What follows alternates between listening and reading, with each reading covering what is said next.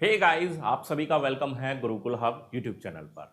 आज की ये वीडियो आरआरबी एनटीपीसी के उन सभी स्टूडेंट्स के लिए है जो सीबीटी 2 की तैयारी में लग चुके हैं या अब लगने वाले हैं, क्योंकि आंसर की आने के बाद काफ़ी सारे स्टूडेंट को ये तो बिलीव हो गया होगा कि अब उनका सीबीटी फर्स्ट एग्जाम क्लियर हो जाएगा। कुछ बच्चों के मार्क्स कम हैं, जैसे कि मैंने अपनी पिछली लास्ट वीडियो में बताया कि 50-55 यानी कि 60 से अगर नीचे हैं तो आप थोड़ा सा असमंजस की स्थिति में हैं कि आपका एग्जाम क्वालिफाई होगा या नहीं होगा। उस वीडियो में मैंने पूरी तरह से क्लियर किया था कि अगर किसी बच्चे के मार्क्स कम हैं तो उसको एकमात्र बेनिफिट मिलेगा नॉर्मलाइजेशन का, ठीक है, लेकिन वो भी डिपेंड करेगा आपके पेपर के लेवल पर। तो उस कंडीशन में अगर किसी बच्चे के मार्क्स कम हैं और उसे 10, 12, 15 नंबर तक का नॉर्मलाइजेशन मिल जाता है तो वो भी एग्जाम को पास कर जाएगा। इसीलिए मैंने अपनी पिछली लास्ट वीडियो में बोला था कि 52 के आसपास, है ना, उससे या उससे ज्यादा जिसके भी मार्क्स हैं वो सीबीटी 2 की तैयारी को शुरू कर दे, क्योंकि वहां पर आपकी सफलता की संभावना बन रही है। क्लियर है ना? तो जिनके भी मार्क्स 52 से ज्यादा हैं वो बिल्कुल तैयारी में जुट जाएं। अगर आपको नॉर्मलाइजेशन स्कोर मिलता है और इतना मिल जाता है कि आप एग्जाम क्वालिफाई कर जाएंगे तो आपके लिए बहुत बड़ी अच्छी बात है। और अगर इन द केस नहीं भी किसी भी वजह से आपको नॉर्मलाइजेशन स्कोर नहीं मिलता है तो भी ये है कि तैयारी आपकी वेस्ट नहीं जाएगी। अभी आपके रिजल्ट आने में मिनिमम से मिनिमम 1 महीना लगेगा, तो मैं ये चाहता हूं कि आपका 1 महीना बिल्कुल भी वेस्ट ना हो, आप अभी से तैयारी करना शुरू कर दें। तो आज हम सीबीटी 2 एग्जाम को लेकर कुछ आपके जो क्वेरीज होती हैं, कुछ सवाल आपके दिमाग में उमड़ते हैं, उन्हीं सवालों को लेकर आए हैं। जैसे कि आप क्या क्या पढ़ें, ठीक है, किस पर ज्यादा फोकस करना है, किस पर ज्यादा फोकस का मीन ये है कि मैथ्स है, रीजनिंग है, जीके जीएस है, तो किस चीज को फोकस ज्यादा करें, कौन सी बुक से पढ़ें, सेफ स्कोर क्या होगा सीबीटी 2 में, और जीके ना पढ़ें तो भी क्या काम चल जाएगा, है ना, और मॉक टेस्ट कितना लगाएं। तो ये कुछ ऐसे चुनिंदा सवाल है। इसके अलावा भी आपके बहुत सारे ढेर सारे सवाल होंगे, तो उसके लिए बिल्कुल कमेंट बॉक्स खाली पड़ा हुआ है, इसको भर दीजिए जो भी आपके दिमाग में सवाल उमड़ता है। तो हम बिल्कुल बारी बारी से एक एक पॉइंट को क्लियर करके समझेंगे और इसको बिल्कुल ध्यान से लास्ट तक आपको समझना है। देखिए, जब आप सीबीटी फर्स्ट की एग्जाम को पास करके आ रहे हैं तो मैं ये मानता हूं कि आप होशियार हैं, आप इंटेलिजेंट हैं, आपने मेहनत की है। तो अब जो है आपके लिए पढ़ने वाली चीजें जो हैं कि अब मुझे क्या करना है। देखिए, मैं मानता हूं जब आपने सीबीटी फर्स्ट के लिए तैयारी की है तो आपने मैथमेटिक्स को अच्छे से तैयार कर लिया होगा ना। मैं मानता हूं 70-80% आपका तैयार होगा। सेम रीजनिंग में होता है और सेम ही जीके के अंदर होता है। तो अब आपको यहीं से ये चीज सीख लेनी है, यहीं से एक सबक लेना है कि अगर मेरा 60 स्कोर आया था सीबीटी फर्स्ट में, ठीक है, और मैं पास हो गया आउट ऑफ 100, तो अब मुझे उस गैप पर काम करना है। जो गैप बन रहा है, गैप कितना बना, 40 मार्क्स का, ठीक है। हम सबक लेते हैं ना कभी कभी, भाई कोई बच्चा अगर फेल हो जाता है एग्जाम में तो वो सबक लेता है कि इस बार मैं ऐसी मेहनत करूंगा कि फिर पास हो जाऊंगा। या जिस बच्चे के सीबीटी फर्स्ट में कम मार्क्स होते हैं तो वही कहता है बस सीबीटी फर्स्ट क्लियर हो जाए, सीबीटी 2 के लिए मैं बहुत जबरदस्त तैयारी करूंगा। तो मेरा कहने का मतलब यही है कि सीबीटी फर्स्ट को पास कर लेने भर से आप ये मत सोच लीजिए कि सीबीटी 2 भी आपका एग्जाम क्लियर हो जाएगा, क्योंकि अब आगे चलकर आपका कंपटीशन सीबीटी फर्स्ट के मुकाबले ज्यादा टफ होने वाला है। तो सीधी सी बात है कि 40 मार्क्स का जो गैप है उस गैप को आपको खत्म करना है। उस गैप को खत्म आप जब ही कर सकते हैं जो सीबीटी फर्स्ट में आपने कमियां की हैं या गलतियां की हैं उनको हटाकर, उनको रिमूव करके।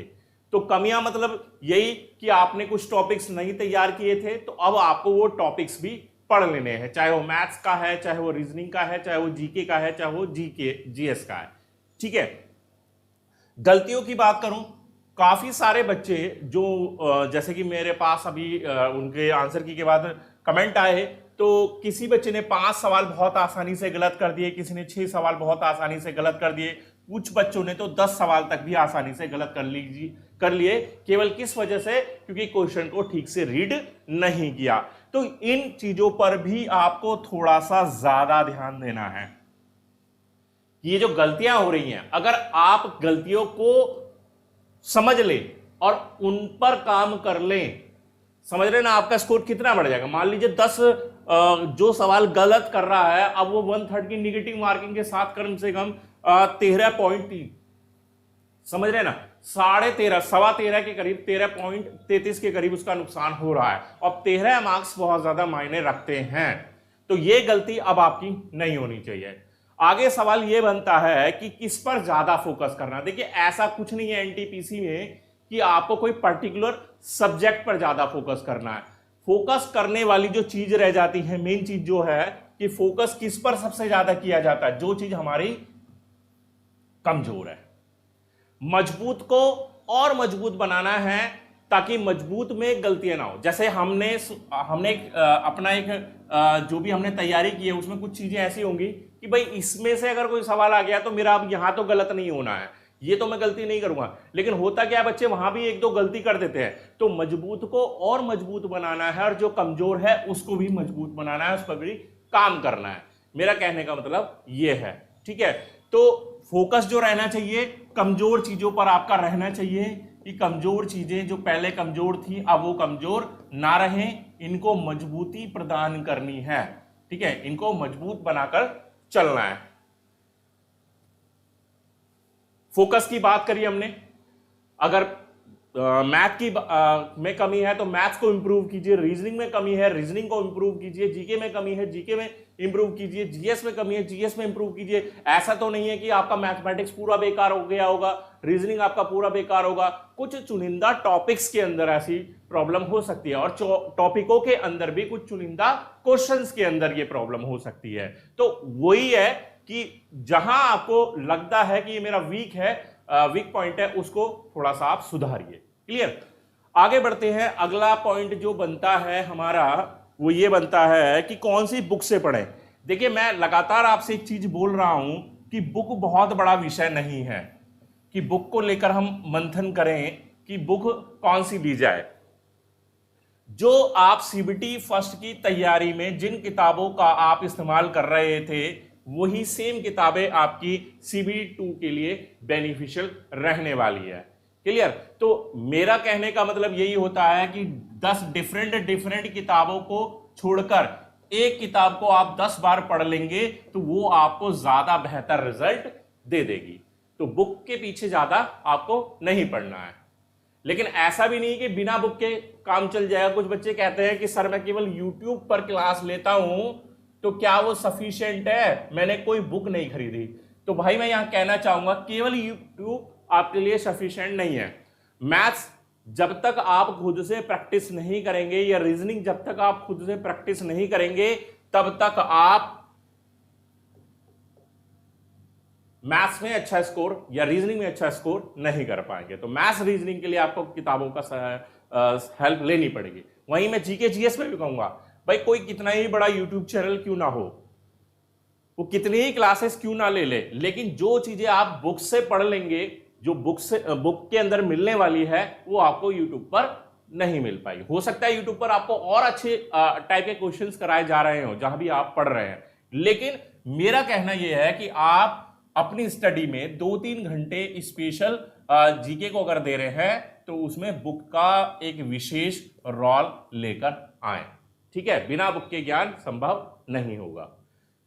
आगे बढ़ते हैं, बुक की हमने बात की तो सेफ स्कोर क्या होगा भाई। देखिए अब मैंने यहां कहा जी 60, सीबीटी फर्स्ट के लिए मैं लगातार आपको 60 बोल रहा हूं।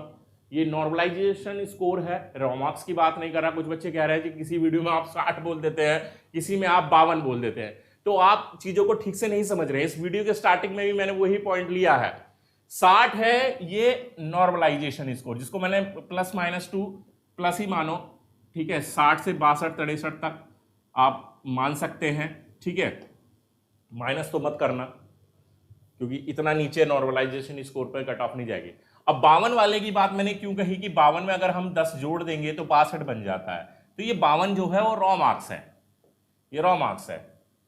60 जो है वो मैंने नॉर्मलाइजेशन के बाद बोला है। तो जिस बच्चे का स्कोर कम है और वो नॉर्मलाइजेशन के बाद 10 12 नंबर 15 नंबर तक का बेनिफिट ले लेता है तो वो पास हो जाएगा। समझ रहे हैं ना आप दोनों को? 52 और 60 में क्या मेन डिफरेंस है समझिए, ठीक है। तो अब हम आगे की बात करें भाई, सीबीटी फर्स्ट का तो जो होगा हो जाएगा, ठीक है, वो आपको पता चल जाएगा। लेकिन सीबीटी 2 का जो कट ऑफ है वो सीबीटी फर्स्ट के मुकाबले थोड़ा ज्यादा रहता है। थोड़ा नहीं, मैं कह सकता हूं कि करीब 15-20 नंबर तक का भी डिफरेंस देखने को मिल जाता है। क्योंकि सीधा सा रीजन ये है भाई, अब जो है क्योंकि उसके बाद फिर फाइनल रिजल्ट वाली बात रह जाती है, फिर स्किल वाला टेस्ट होता है कुछ पोस्ट में, कुछ में तो फाइनल केवल सीबीटी 2 के आधार पर ही आपका सिलेक्शन हो जाना है। तो आप सीधे तौर पर ये मान सकते हैं कि जो हमारी फाइनल कट ऑफ होगी वो सीबीटी 2 पर बनने वाली है, ठीक है, सीबीटी 2 पर बनने वाली है। और अब जो है वो 7 लाख बच्चे ही केवल एग्जाम देंगे, ठीक है, जबकि पहले जो बच्चों की संख्या थी वो करोड़ में थी। करोड़ों बच्चों में 7 लाख बच्चों को पास किया गया था। अब इस 7 लाख में 35,000 बच्चों को पास किया जाएगा।